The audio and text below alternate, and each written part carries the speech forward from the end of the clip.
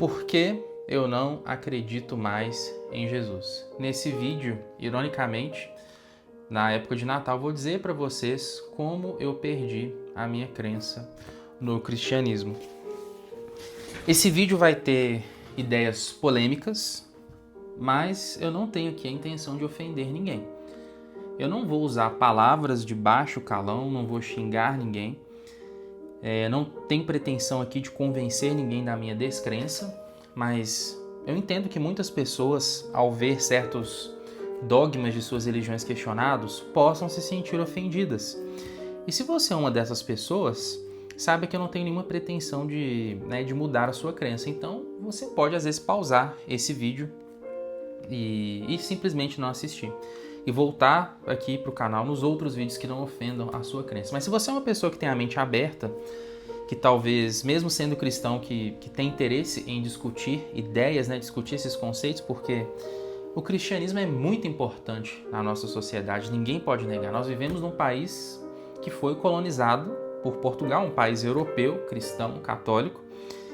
Então, Jesus Cristo tem, digamos assim, um tamanho grande na minha vida, apesar de eu não crer em Jesus enquanto divindade, pelo menos não mais. Então vamos lá, vamos começar do início. Eu vou começar falando como que eu comecei no cristianismo desde que eu era pequenininho, e vou terminar falando como que é o Natal para mim sem a crença em Jesus, porque afinal de contas o Natal é uma data que comemora o nascimento de Jesus Cristo. E será que o Natal ainda tem algum significado, assim, se você eliminar o fator religioso? Vou dizer para vocês isso no final do vídeo, quando eu trouxer a minha conclusão. Então vamos lá. O Natal na minha família nunca teve um caráter muito religioso. Eu lembro de um vídeo que tem do ano de 95, eu acho, que eu tinha 4 anos, eu fazia pré-escola, e a minha mãe levou uma câmera pro Natal na escola e a professora perguntou o que é o Natal. E eu sempre fui muito cara de pau, sempre gostei assim, de falar em público. Eu levantei a mão e disse: eu sei o que é o Natal, é presente. E eu acho que toda criança associa o Natal à questão de ganhar presentes. E era isso que o Natal significava para mim, era uma época que eu ganhava presentes. Mas também eu não podia deixar de reparar a questão da presença de Jesus Cristo, porque eu ia com a minha avó, às vezes, na igreja católica, um local repleto de imagens daquele homem barbudo, de cabelo grande, e eu assistia filmes que passavam na TV aberta, porque, nascidos na década de 90, eu mais especificamente em 93, a gente não tinha opção do que assistir na TV. E sempre passavam, nessa época, filmes sobre Jesus Cristo. Eram muitos filmes, e eu gostava de ver esses filmes. E aquilo ali me intrigava, eu não entendia muito bem aquela questão de Jesus morrendo, e eu meio que enxergava Jesus ali como um protagonista, Eu torcia para que Jesus não morresse, mas é claro que eu não sabia, que já estava escrito ali, depois Jesus ressuscitava, eu não entendia nada daquilo. E eu me lembro muito bem que um dia eu estava vendo esse filme que estava passando na casa de uns amigos nossos, e meu pai chegou para mim assim e disse: olha, filho, eu não acredito em nada disso aí. E depois nós vamos ter uma conversa. E acabou que eu nunca mais conversei com meu pai sobre isso até os dias de hoje. Então até lembrei que vou perguntar ao meu pai, o que ele não acreditava. Porque meu pai, ele acredita em Deus, Ele tem uma, digamos assim, uma teologia própria. Ele não é ligado a nenhuma igreja, acho que ele mesmo criou a doutrina e a crença dele. Mas os anos foram se passando, e aí no Centro Espírita, vocês podem observar que eu separei aqui vários livros espíritas. Isso aqui é o Novo Testamento, a tradução de Haroldo Dutra Dias. Ele esteve recentemente no podcast Inteligência Limitada, O Haroldo é uma figura muito interessante, muito legal. Eu recomendo que vocês assistam vídeos deles, porque mesmo se vocês não concordarem, eu acho que ele é um cara muito inteligente. Então tem aqui vários livros do Espiritismo, tem esse aqui, O Consolador, Paulo Estevão, todos os livros psicografados por Chico Xavier, independente se você acreditar em psicografia, você sabe que isso aqui foi produzido pelo Chico Xavier. E aqui tem o Evangelho segundo o Espiritismo, de Allan Kardec, que é uma interpretação que Kardec faz do Evangelho. Eu vejo que os protestantes e católicos eles ficam bem putos com isso aqui, porque realmente assim, o Kardec ele pega algumas seleções aqui de trechos do Evangelho, principalmente do Novo Testamento, e dá aqui toda a roupagem espírita, né? E essa foi o primeiro contato que eu tive com o evangelho, digamos assim, enquanto texto. Mas aí eu vi essa figura de Jesus em todo lugar, na escola se falava de Jesus, eu tinha muitos colegas que eram católicos, os evangélicos sempre falavam mais, os evangélicos sempre propagavam mais assim, acho que até hoje isso acontece, os evangélicos têm essa característica. E eu fiquei assim por muitos anos, né? Para mim era um fato que Jesus havia existido, que Jesus, eu não questionava isso por causa do meio em que eu cresci. E esse é um ponto interessante. Eu quero que vocês guardem esse ponto porque ele vai ser muito importante lá na frente. O meio em que a gente cresce. Porque não se falava de Maomé, não se falava de Buda, sempre se falava de Jesus. E eu lembro que no centro espírita eu ia quando era pequenininho, tinha música de Jesus, esse tipo de coisa. E eu fiquei assim durante muitos anos. Eu só fui perder a minha crença no cristianismo. Eu já tinha, sei lá, uns 26 anos. Mas assim, a primeira vez que eu vi alguém questionar Jesus Cristo assim de maneira bem ferrenha foi esse cara aqui, Valdo Vieira. Valdo Vieira é um cara que psicografou, ele trabalhou com o Chico Xavier e ele se rebelou contra o espiritismo justamente porque ele não concordava com a crença em Jesus Cristo. E ele era um cara, assim, bem ácido na hora de falar as coisas. Pra vocês terem ideia, ele não falava Jesus Cristo, ele chamava Jesus Cristo de JC. Ele fazia piada, ele... Vocês podem pesquisar aí vídeos do Valdo Vieira fala sobre Jesus Cristo, né? E aí sim, gente, se você é cristão, muito provavelmente você vai ficar ofendido, porque o Valdo Vieira ele não tem, assim, nenhuma reverência na hora de falar sobre Jesus, como eu vou ter nesse vídeo, né? Eu vou tentar ser respeitoso, mas o Valdo Vieira não. O Valdo Vieira fala que Jesus Cristo era, nas palavras dele, tá? Não minhas, que ele era um meninão, que ele era um autopromotor, né? Fazendo até piada, falando que o primeiro autopromotor que teve foi Jesus e que depois veio Paulo Coelho.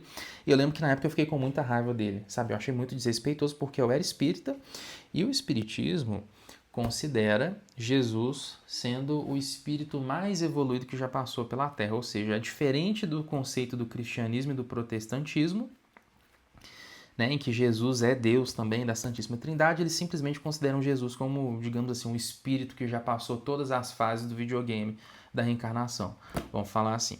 E eu fiquei ofendido, mas enfim, mais pra frente o Instituto do Valdo Vieira ele acabaria me influenciando também a abandonar o cristianismo. Mas então por que eu abandonei o cristianismo? Né? Tava tudo indo tão bem, eu era espírita, eu frequentava o centro espírita. Hoje eu não sou mais espírita, tá? Hoje eu me considero agnóstico, mas eu abandonei a crença em Jesus antes de abandonar as minhas crenças no espiritismo e ficar em cima do muro, né? Porque eu não posso provar nada contra, então eu simplesmente me abstenho de pensar sobre esse tipo de coisa. Mas a primeira coisa assim, a primeira pulga atrás da minha orelha foram esses livros aqui, né? Que são romances psicografados por Chico Xavier e a eles é atribuída verdade. Então, essas histórias aqui, Paulo é Paulo de Tarso, há 2000 anos, fala a história de um senador romano que, quem conhece o espiritismo, né, era o Emmanuel, que é o guia espiritual do Chico Xavier, que teria se encontrado com Jesus na época da Roma Antiga. E tem histórias de pessoas aqui que de acordo com o que está falando no livro, realmente aconteceu. Isso já me deixava com uma pulga atrás da orelha. Porque dentro do próprio espiritismo, você poderia, por exemplo, questionar, tá, mas quem garante que só porque o Chico Xavier escreveu isso aqui é verdade? E eu já estava incomodado com a ideia assim de só porque fulano de tal falou é verdade, só porque foi escrito em tal livro é verdade. E eu lembro que eu comecei a ter embates, né, com uma pessoa do espiritismo. Essa pessoa ficava tentando me convencer, né, a ficar firme, assim, a ter a visão dela do espiritismo, assim, ela ficava tentando me converter de novo para o espiritismo quando eu já tinha saído. Mas primeiro eu falei assim, eu questiono tudo. Essa pessoa veio falar para mim que eu não poderia questionar a Bíblia, que eu não poderia questionar Chico Xavier. E, enfim, eu achei muito estranho aquilo e aquilo me afastou ainda mais. E aí eu comecei a pensar sobre a Bíblia, né? E quando eu comecei a pensar sobre a Bíblia, eu vi que haviam interpretações diferentes do que estava escrito na Bíblia. E assim, eu via que dentro do Espiritismo tinha uma interpretação de certas coisas E eu via pastores evangélicos, padres católicos que tinham interpretações diferentes, e isso me incomodou, porque eu falei, cara, mas o que aconteceu de fato? Porque não tem essa, assim, alguma coisa aconteceu. Eu tô aqui agora, eu tô falando com vocês e o que aconteceu é só uma coisa. Isso aqui tá gravado, só que, sei lá, como que outras pessoas descreveriam isso aqui que tá acontecendo sem que essas pessoas estivessem aqui?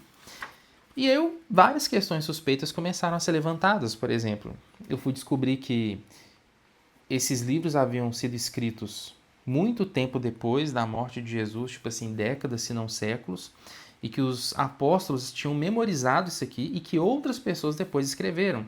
E dentro da psicologia a gente sabe que quando você conta uma história oralmente, boa parte daquilo ali vai ser esquecido ou vai alterado. Eu vi um experimento, eu vi não, né? Eu ouvi falar de um experimento em que era contada uma história, por exemplo, o homem ficou em casa cozinhando e a mulher foi trabalhar. Como isso é uma coisa incomum na cultura, né? Acho que esse é um experimento dos Estados Unidos, as pessoas inconscientemente elas modificavam aquilo ali para ficar de um jeito mais aceitável. Elas invertiam a situação. Elas, ao invés de falar que a mulher tinha ido trabalhar e o homem tinha ficado em casa, elas contavam para outras pessoas a história de que o homem tinha saído para trabalhar, a mulher tinha ficado em casa. E isso me pegou muito, sabe? Eu pensei, cara, olha só, tem estudos da psicologia que demonstram isso, então realmente você teria que acreditar em algo divino para você acreditar que isso aqui realmente foi preservado, sabe? Não tem como, assim, uma pessoa vivenciar eventos e depois de muitos anos ela recontar aquilo e recontar aquilo da mesma forma. E o próprio Espiritismo, assim, esse livro aqui, O Consolador, eu vou ficar devendo para vocês o trecho desse livro, mas em algum momento aqui ele diz o seguinte, que o verdadeiro evangelho foi a vida de Jesus Cristo. Então, dentro do próprio Espiritismo já tinham brechas ali para você para você não crer exatamente que o que está escrito na Bíblia aconteceu. Sim, então o Espiritismo ele questiona, né? Ele não tem essa coisa assim, de porque está na Bíblia, então é uma verdade mutável, aconteceu daquela forma ali. Mas o irônico é que essa própria brecha do Espiritismo acabou me levando por um caminho de abandonar completamente a crença.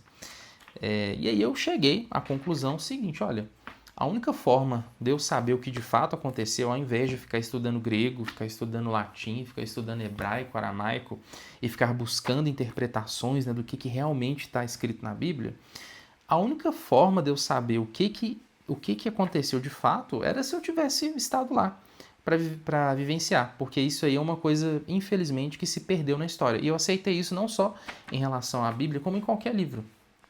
Hoje a gente tem tecnologia, a gente tem vídeos, tem câmeras, mas, gente, quando você estuda história, e eu estou falando aqui coisas que eu vejo os próprios historiadores dizendo, você tem documentos e você tem que interpretar o que aconteceu ali, o que aqueles documentos dizem. Você nunca vai ter uma certeza absoluta. Você tem um documento e você tem uma interpretação do documento e a academia aceita aquilo ali.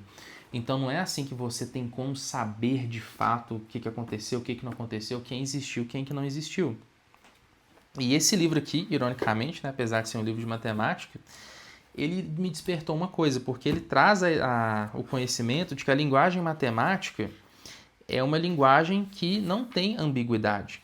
Ou seja, se você tem o Teorema de Pitágoras, aquela equação ele tem um significado e qualquer pessoa que lê aquilo ali vai entender o que quer dizer. Você não vai ter um fulano defendendo uma interpretação do Teorema de Pitágoras e outra pessoa defendendo outra interpretação do Teorema de Pitágoras. E aí eu comecei a ver que isso aqui é um texto poético, cheio de metáforas. Você tem coisas aqui que somente quem vivia naquela época queria entender. Então, o que garante que nós aqui, tantos séculos depois, conseguimos decifrar esse texto, sabe?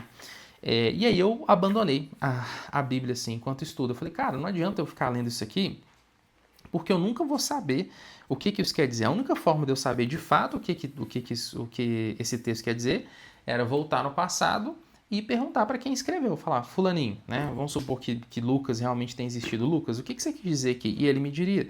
Mas como ele se muniu de metáforas e de uma linguagem poética, eu considero impossível saber assim de maneira inequívoca, você tem 100% de certeza do significado desse texto. Tudo bem, você pode ter hipóteses ali, você pode ter vários acadêmicos que que vão ter ideias que apontam numa direção, e tudo bem, eu concordarei com esses acadêmicos sem problema. Mas não dá jamais para ter uma certeza. E aí como que você vai, digamos assim, mudar a sua vida? Você vai ter todo um sistema de crenças que afeta o que você pode fazer, o que você não pode fazer, baseado em um texto ambíguo como esse. E aí foi que eu finalmente abandonei a Bíblia, e aí eu falei, cara, a única evidência assim, histórica que nós temos de Jesus vem da Bíblia. Então, eu decidi que eu não seria mais cristão, que eu poderia aceitar as ideias desse livro, não só desse como dos outros livros também, mas aceitar enquanto filosofia. Por exemplo, quando eu leio os elementos de Euclides, não importa se Euclides realmente existiu ou não, mas eu me preocupo se as ideias que estão ali contidas são válidas e corretas. E tem muita filosofia, tem muitas lições interessantes aqui nesses livros, mas eu não preciso acreditar que isso aqui realmente aconteceu. Eu posso ler simplesmente como uma diversão mesmo, como uma investigação, como uma forma de compreender melhor a nossa civilização, porque eu falei que nós estamos no Brasil, um país que foi colonizado por uma nação europeia, e, enfim, a maioria das pessoas são cristãs, os políticos usam essa questão do cristianismo, então é interessante assim, eu estudar o cristianismo. Acho que da mesma forma que se eu tivesse nascido em algum país árabe, seria interessante para mim estudar o islamismo, porque as religiões, elas são assim muito importantes, né, na construção da civilização humana, dos países, das nações, do comportamento das pessoas, né? Então, a título de curiosidade, mas fora isso, eu não vejo outra, digamos assim, outra utilidade para estudar religiões. E agora, fechando a pergunta, e o Natal, né? Como a gente passa um Natal sem crer em Jesus, sem ser religioso? Olha, eu enxergo o Natal muito mais como uma forma de reunir a família, sabe? Porque a gente já tem esse hábito, então, na minha família eu falei com vocês que o Natal nunca foi assim, uma questão religiosa, era só uma desculpa ali para reunir a família e comer uma comida gostosa, ver aqueles parentes que às vezes você não vê tem muito tempo, e você aproveitar o momento de hoje, né? Já que tem essa data comemorativa, não há nada demais em você aproveitar essa data para você ter um momento rico com aquelas pessoas que você ama. E essa é uma resposta simples, né? E é assim que uma pessoa que não crê em Jesus passa o Natal.